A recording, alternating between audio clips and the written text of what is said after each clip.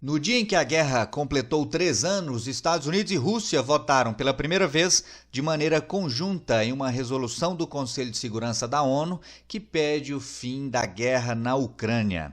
Mas, afinal de contas, a dúvida que fica é a seguinte: depois dessa guinada completa dos Estados Unidos no que se refere à guerra da Ucrânia, o que explica a grande aproximação entre Estados Unidos e Rússia? Se você ficou interessado e deseja entender melhor este e outros temas das atualidades, geografia ou geopolítica, já sabe, me acompanha no canal, faça a sua inscrição, já deixa o like nesse vídeo e vem comigo. Minha gente, hoje é terça-feira, dia 25 de fevereiro de 2025, e ontem, na segunda, a guerra entre Rússia e Ucrânia completou exatamente 3 anos. Exatamente na data em que o conflito completou 3 anos, o Conselho de Segurança da ONU esteve reunido mais uma vez e, de maneira inédita nesses 3 anos, finalmente uma resolução foi aprovada. Porém, um detalhe chamou muita atenção. Para que essa resolução tenha sido aprovada, foi necessário que também pela primeira vez Estados Unidos e Rússia votassem juntos. Tá aí, ó. Estados Unidos e Rússia votam em conjunto e o Conselho de Segurança da ONU aprova a resolução sobre a Ucrânia. Vamos entender. Os governos de Estados Unidos e Rússia solidificam sua aliança e aprovam a resolução do Conselho de Segurança da ONU para acabar com a guerra. O texto não responsabiliza Moscou, então isso aqui ajuda a entender o porquê dele ter sido aprovado. Você sabe, por exemplo, que nas últimas semanas Donald Trump vem dando declarações que retira a culpa do conflito dos russos e joga tudo no colo da Ucrânia, tudo no colo de Volodymyr Zelensky. Então, o texto não responsabiliza a Rússia pelo conflito que dura 3 anos e é visto como uma ameaça à soberania da Ucrânia. A resolução é a primeira a ser aprovada no órgão máximo da entidade, ainda que não tenha recebido apoio dos europeus. Então vamos relembrar, gente. O Conselho de Segurança da ONU é aquele órgão formado por 15 países. Dos 15, 5 são os membros plenos, permanentes e que também têm o chamado poder de veto. São eles: Estados Unidos, Rússia, China, Reino Unido e França. Destes 5, 3 votaram favoravelmente a esta resolução. Além de Rússia e Estados Unidos, a China também foi favorável. Apenas o Reino Unido e a França que se abstiveram. Ou seja, se eles se abstiveram, quer dizer que eles não votaram contrários, porque se eles votarem contrariamente, o documento seria vetado. Então, eles não utilizaram o poder de veto. Continua aqui, ó. O texto foi aprovado, portanto, sem que França e Reino Unido utilizassem o poder de veto como membros plenos do Conselho de Segurança para barrar a resolução. Paris e Londres, portanto, se abstiveram, assim como a Grécia, Dinamarca e Eslovênia. Grécia, Dinamarca e Eslovênia fazem parte dos outros 10 membros, os chamados membros rotativos. Esses membros rotativos, eles não têm o poder de veto. Eles apenas votam sim ou não. Dos 10 membros rotativos, Grécia, Dinamarca e Eslovênia, portanto 3, se abstiveram. Os outros 7 votaram favoráveis ao documento. Esses 7 que votaram favoráveis, somado aos votos de Estados Unidos, Rússia e China, completou 10. Portanto, o documento foi aprovado pela primeira vez desde o início da guerra, repito. Esse documento, importante deixar claro, ele não tem nenhum poder efetivo prático no campo de batalha, mas ele indica um caminho aí pelo qual o conflito pode seguir nas próximas semanas, próximos meses. Então, isso confirma que o conflito caminha certamente para um desfecho, quem sabe ainda esse ano, talvez nos próximos meses. Além dessa votação do Conselho de Segurança da ONU, que uniu Estados Unidos e Rússia pela primeira vez, horas antes, a Assembleia Geral da ONU havia se reunido e também nesse encontro, também nessa votação, Estados Unidos e Rússia votaram conjuntamente. Vamos entender. Horas antes, a Assembleia Geral havia reiterado seu apoio à integridade da Ucrânia e condenado a invasão russa. Então, a Assembleia Geral da ONU pôs para votação um documento que reafirmava a necessidade de que a Ucrânia fosse preservada na totalidade do seu território, ao mesmo tempo que a Rússia era considerada culpada pelo início do conflito. Então foi aberta a votação.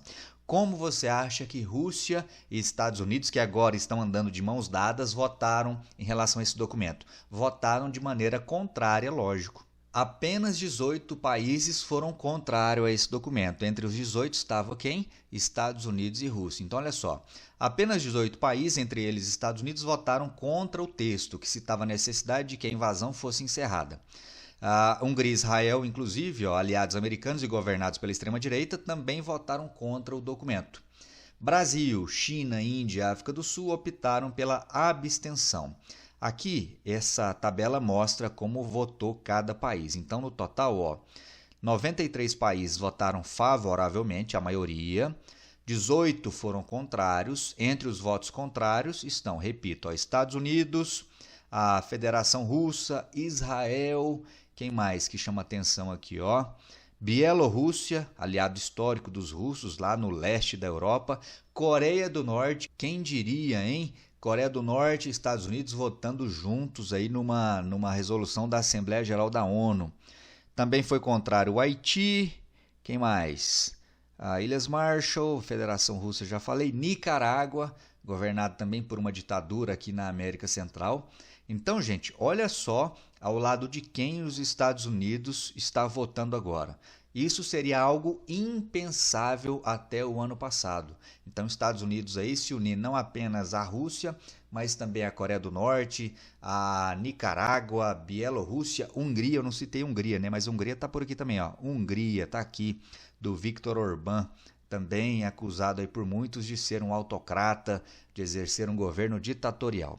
E aí, além de toda essa aproximação entre Estados Unidos e Rússia, o que chama a atenção de todo mundo, né, marca uma guinada completa da atuação da política externa dos Estados Unidos desde que houve a votação ou a mudança de governo naquele país. Diante de todo esse contexto, nós nos perguntamos, mas afinal de contas, o que está por trás de toda essa proximidade entre os dois países?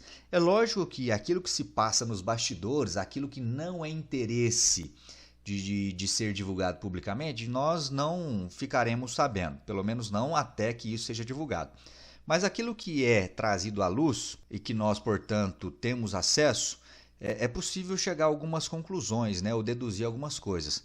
Por exemplo, isso aqui, a explicação pode estar também nisso. Olha essa manchete. Vladimir Putin faz oferta de exploração mineral conjunta a Donald Trump. Nós sabemos, gente, que na visão de mundo, na visão de política externa do governo Donald Trump, a Rússia não é considerada por ele o maior inimigo dos Estados Unidos. O grande inimigo dos Estados Unidos no mundo hoje, para Donald Trump, se chama China. E entre as áreas de disputa dos Estados Unidos com os chineses, para além das questões bélicas, para além das questões comerciais, há uma disputa tecnológica, uma corrida tecnológica. Da mesma maneira que lá na Guerra Fria teve a chamada corrida espacial, existe agora entre Estados Unidos e China a chamada corrida tecnológica. E nessa corrida, por avanços tecnológicos cada vez maiores, existe um conjunto de matérias-primas que são essenciais, que são chamados minerais de terras raras. E aí, quando pensamos nos minerais de terras raras, a Ucrânia tem um subsolo muito rico nesses minerais. O problema é que a maior parte das reservas ucranianas de terras raras está localizada exatamente na porção territorial da Ucrânia que hoje está sob domínio dos russos, ou seja, é o leste da Ucrânia. Então, Donald Trump, quando cresce o olho sobre essas reservas de terras raras, ele enxerga que não é possível mais negociar isso diretamente com a Ucrânia, porque a Ucrânia, Volodymyr Zelensky, não controla mais esses territórios onde há essas reservas. Quem os controla? A Rússia. Então, nada mais lógico do que Donald Trump negociar isso com quem? Com Vladimir Putin. Então, olha só, no começo da tarde de ontem, Trump havia dito que esperava não só a paz, ou seja, não só o fim da guerra, mas também grandes transações de desenvolvimento econômico com a Rússia. Putin, então, reuniu-se com os ministros da área e 2 horas depois anunciou sua proposta. O que o Putin falou? Vamos dar uma olhada. Nós estamos prontos para oferecer a nossos parceiros americanos, e quando eu digo parceiros, eu me refiro não só às estruturas administrativa e governamental, mas também empresas, se elas mostrarem interesse em um trabalho conjunto, disse Putin. Então, o que fica parecendo, gente? A guerra, vamos lá, já se desenrola há 3 anos. São 3 anos que a Rússia vem sofrendo sanções comerciais e econômicas do mundo todo, inclusive dos Estados Unidos da América. Por mais que a economia russa venha crescendo nesses 3 anos, nós sabemos que esse crescimento ele é forjado graças à indústria bélica, ou seja, esse crescimento sustentado pela indústria da guerra, ele não tem uma sustentação a longo prazo. Daqui a pouco a Rússia precisa retomar o seu comércio com esses grandes parceiros comerciais globais. E não há outra forma de retomar esse comércio globalmente que não seja, primeiramente, acabando com a guerra. Porque uma vez terminada a guerra, aí sim é possível negociar o fim dessas sanções. Então o interesse do Putin é também voltar ou fazer com que a Rússia volte para o cenário do comércio global. E diante disso, está aí essa proposta, né, de retomar o comércio com os Estados Unidos. Continuando aqui, ó. O Putin, disse que é possível, por exemplo, direcionar 2 milhões ou 2 milhões de toneladas anuais para os americanos, voltando à situação do pré-guerra, quando a Rússia fornecia, por exemplo, 15% do alumínio consumido pelos Estados Unidos. O alumínio não é exatamente um mineral de terras raras, mas a título de exemplo ele serve aqui para mostrar a importância do comércio desses minerais da Rússia, não apenas com o mundo todo, mas também com os Estados Unidos. Então talvez aí esteja a explicação principal dessa grande aproximação entre os dois países. Donald Trump, líder americano, enxerga nessa aproximação com a Rússia uma chance de explorar esses recursos minerais valiosos na indústria de alta tecnologia e, ao mesmo tempo, manter a competitividade dos Estados Unidos em relação ao seu maior rival no mundo hoje, que é a China. E de quebra, o Donald Trump vai poder bater no peito e falar que ele foi o responsável por estabelecer a paz na guerra da Ucrânia. Sacou a ideia? E você, o que pensa sobre isso? Acha que faz sentido ou não? Escreve para mim aí nos comentários.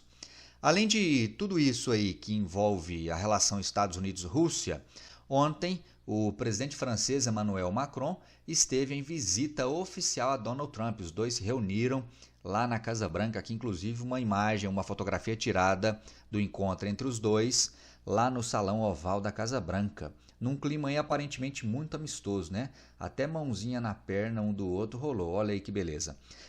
O grande objetivo do Macron nessa visita foi tentar trazer os Estados Unidos de volta para a Europa, ou seja, garantir o apoio americano aos europeus. A postura do Donald Trump tem sido de um afastamento cada vez maior dos europeus, e os europeus temem que esse afastamento dos Estados Unidos em relação à Europa possa acabar em algum momento fragilizando ainda mais a Europa e incentivando indiretamente o Vladimir Putin a outros avanços militares sobre o leste europeu. Então, Macron esteve ontem visitando o Trump e amanhã, quinta-feira, está prevista a visita do primeiro-ministro britânico, Keir Starmer, lá na Casa Branca também. Chamou a atenção, num dado momento, uma correção que o Macron fez ao Donald Trump. Os dois estavam aí sentados, respondendo a perguntas de jornalistas, e aí num dado momento o Trump falou que a Europa está recebendo de volta o dinheiro que ela forneceu em ajuda militar à Ucrânia. E aí nesse momento Macron interrompeu o Trump e falou: não é nada disso, nós não estamos recebendo de volta esse dinheiro, é o dinheiro que nós estamos enviando em ajuda à Ucrânia, justamente porque entendemos que a Ucrânia sofre uma invasão injusta e ilegal por parte da Rússia.